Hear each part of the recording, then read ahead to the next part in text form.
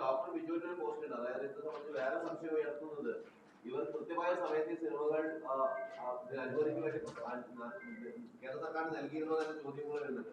അതിൽ വന്ന ഡിലേ അല്ല, അതൊക്കെ പത്രങ്ങളിൽ തന്നെ അതിന്റെ വിശദീകരണം വന്നിട്ടുണ്ട്. അത് വെച്ച് അവർക്ക് അനുവാദം കൊടുക്കാവുന്നതാണ്. ഇനിയിപ്പോൾ മുൻകൂട്ടി അനുവാദം വാങ്ങിയിട്ടില്ലെങ്കിലും അനുവാദം കൊടുക്കാവുന്ന നില ഇതിനകത്തുണ്ട്. മുൻകാലങ്ങളിലെ ചില പ്രീസിഡന്റ് ഉണ്ട്. അപ്പം അതെല്ലാം വെച്ച് അനുവാദം കൊടുക്കാൻ കഴിയുന്നതാണ്. അനുവാദം കൊടുക്കാതിരിക്കുന്നത് ഒരു സമീപനത്തിൻ്റെ പ്രശ്നമാണത്. അപ്പം അതിൽ അവർ മാറ്റം വരുത്തണം എന്നുള്ള നിലപാടാണ് ഞങ്ങൾ മുന്നോട്ട് വെക്കുന്നത്. ഉണ്ടായേക്കാം. അതെന്താന്നുള്ളത് നോക്കട്ടെ. അത് ബാക്കി കാര്യം ഗവൺമെന്റ് പരിശോധിക്കട്ടെ. നമ്മുടെ ഒരു നിരോധിച്ച നിലപാടിനോടുള്ള ഞങ്ങളുടെ ഒരു വ്യത്യസ്തത, ഭിന്നാഭിപ്രായം ഞങ്ങൾ പ്രകടിപ്പിക്കുകയാണ്. അതിന്റെ പ്രതിഷേധം അറിയിക്കണം. അതാണ് കാര്യം. ഇല്ല, അത് ഗവൺമെന്റ് ആണ് അതാ പരിശോധിക്കേണ്ടത്. സാംസ്കാരിക വകുപ്പുണ്ട്.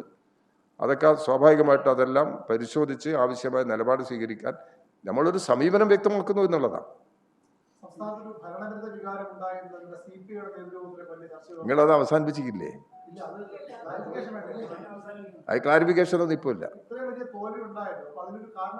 അല്ല, കാരണം ഞങ്ങൾ കണ്ടെത്തുകയാണല്ലോ.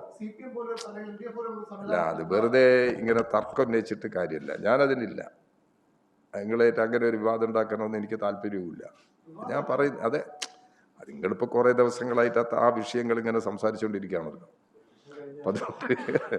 അതുകൊണ്ട് ഞാനതിൻ്റെ അടുത്തുള്ള ഞങ്ങളൊരു നിലപാട് ഞാൻ പറഞ്ഞു. ഞാനിപ്പോൾ ഇടതുപക്ഷ ജനാധിപത്യ മുന്നണിയുടെ നിലപാടാണ് പറയുന്നത്. ഇടതുപക്ഷ ജനാധിപത്യ മുന്നണി ഇതിൻ്റെ കാരണങ്ങൾ എന്താ അതുകൊണ്ട് അഭിപ്രായമില്ല എന്നുള്ളതല്ല. തോറ്റു എന്നുള്ളൊരു സത്യമല്ലേ. നേരത്തെ ഞാൻ തന്നെ പറഞ്ഞിട്ടില്ലേ, പ്രതീക്ഷിച്ച വിജയം കിട്ടിയില്ല എന്ന് പറഞ്ഞാൽ തോൽവി തന്നെയല്ലേ. തോൽവി എന്ന് പറഞ്ഞു കഴിഞ്ഞാൽ ഇത് ആകെ തകർന്നടിച്ചൊന്നും പോയിക്കില്ല.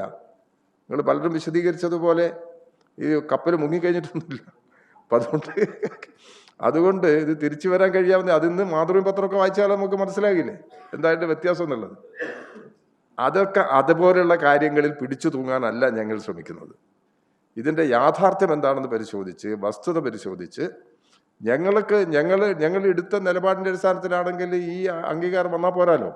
അതുകൊണ്ട് എന്താണ് ജനങ്ങൾ ഇങ്ങനെ ചിന്തിക്കാനിടയായത്, അത് വളരെ വിശദമായിട്ട് ഞങ്ങൾ പരിശോധിച്ച് നല്ല സംയമനത്തോടെ പരിശോധിച്ച് തിരുത്തലിന് വിധേയമാവുക എന്നുള്ളതാണ്. ഒരു സംശയവും നിങ്ങൾ വിചാരിക്കേണ്ട. വരാൻ പോകുന്ന തെരഞ്ഞെടുപ്പിൽ ഇടതുപക്ഷ ജനാധിപത്യ മുന്നണി 3ാം തവണയും അധികാരത്തിൽ തുടരും. ആ അധികാര തുടർച്ചയെ പൂർണ്ണമായി നിഷേധിക്കുന്ന ജനവിധിയൊന്നല്ല ഇത്. ഗവൺമെന്റ് അധികാര തുടർച്ചയിലേക്ക് പോകും എന്ന കാര്യം തർക്കമില്ല. ജനങ്ങൾ വന്നിട്ടുള്ള ഈ പ്രതികരണം ഞങ്ങൾ വളരെ വിശദമായി ഞങ്ങൾ പരിശോധിച്ച് ഞങ്ങളെന്ത് തിരുത്തണം എന്നാണ് ജനങ്ങൾക്ക് അഭിപ്രായമെങ്കിൽ ഞങ്ങളത് തിരുത്താൻ തയ്യാറാവും. അതാണ് ആ കാര്യത്തിലുള്ളത്. ആ നിലപാടെടുത്തിട്ടാണ് ഞങ്ങൾ മുമ്പോട്ട് പോകുന്നത്.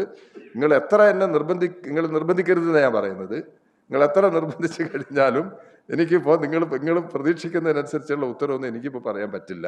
ഇടതുപക്ഷ ജനാധിപത്യ മുന്നണി ഇത്തരം കാര്യങ്ങളിൽ ഫൈനലായ ഒരു നിലപാടിലേക്ക് എത്തിക്കഴിഞ്ഞാൽ ഞങ്ങൾ ഈ കാര്യങ്ങൾ ഇന്നലെ തന്നെ ഗോവിന്ദ മാഷ് CPM-ന്റെ നിലപാട് പറഞ്ഞിട്ടുണ്ട്.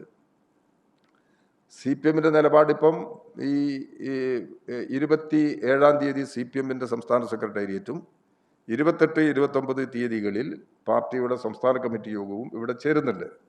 അത് പ്രധാനമായിട്ടും ഈ തെരഞ്ഞെടുപ്പിൻ്റെ ഒരു വിശകലനത്തിന് വേണ്ടിയിട്ടാണ് ചേരുന്നത്. അപ്പോൾ CPM ഇതിനെ എങ്ങനെ കാണുന്നു എന്നുള്ളത് സ്വാഭാവികമായിട്ടും അതിനകത്ത് വരും. എല്ലാ പാർട്ടികളും ചേർന്ന ഒരു സംവിധാനമാണല്ലോ ഇടതുപക്ഷ ജനാധിപത്യ മുന്നണി. ഇടതുപക്ഷ ജനാധിപത്യ മുന്നണി ജനുവരി ആദ്യത്തെ ആഴ്ച അപ്പോഴേക്കും എല്ലാ പാർട്ടികളുടെയും വിശകലനം നടക്കും. എല്ലാ പാർട്ടികൾക്കും തുറന്ന് ഇടതുപക്ഷ ജനാധിപത്യ മുന്നണിക്കകത്ത് പറയാം. എന്നിട്ട് ഞങ്ങൾ കൂട്ടായ ഒരു നിലപാടിലെത്തും. അത് നിങ്ങളുടെ മുമ്പിലും ഞങ്ങളത് സംസാരിക്കും. അതാണ് ഇപ്പോൾ എടുക്കുന്ന നിലപാട്. അത്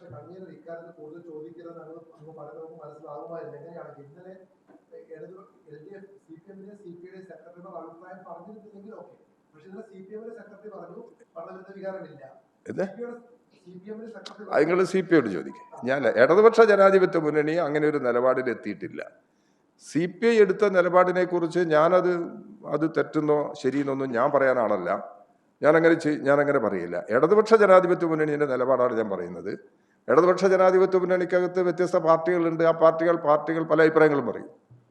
അഭിപ്രായം പറഞ്ഞു എന്നുള്ളത് കൊണ്ട് അത് ഇടതുപക്ഷ ജനാധിപത്യ മുന്നണിയുടെ പൊതു നിലപാടായി മാറിക്കഴിഞ്ഞാൽ അതെന്താണ് എന്നുള്ളത് ഞാൻ നിങ്ങളോട് സംസാരിക്കും.